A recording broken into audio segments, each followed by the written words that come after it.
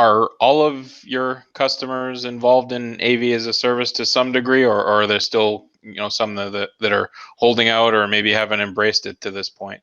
I think there's a lot who haven't not necessarily embraced it, but might not.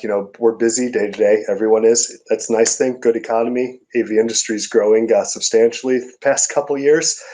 And with not enough labor, everybody's doing more and wearing more hats. So I think a lot of this comes down to whenever we have the conversation, one of the services we have, whether it's the education, whether it's the being able to have the payment options, whether it's having the insurance, something resonates.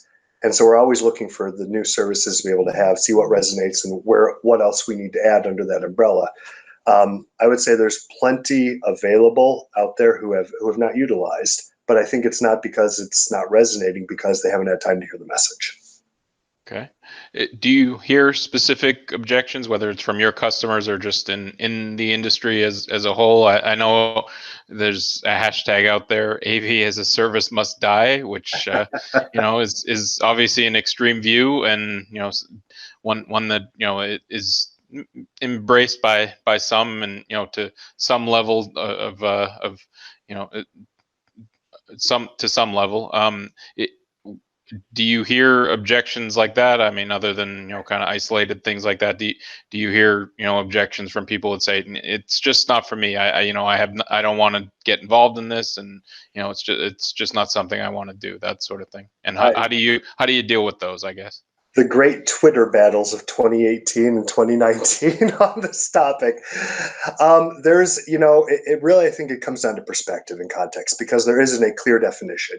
From an integrator's perspective, what I hear a lot is AV as a service is something finite. Here at Starin, we're the bridge between manufacturers, our resellers, and the end users. So I get to step back and take a unique perspective, which is nice sometimes. And to me, what we're offering is, what are the services that our resellers need?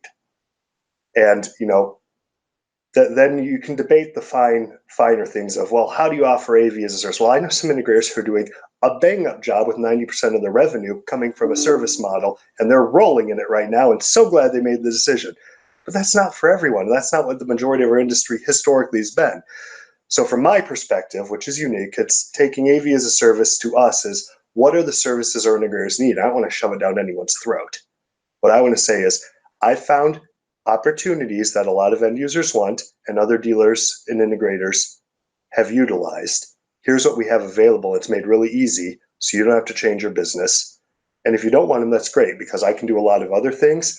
But we really view it internally as, our packages are tuned to how can we serve our integrators, our customers, or let them serve their customers better and efficiently.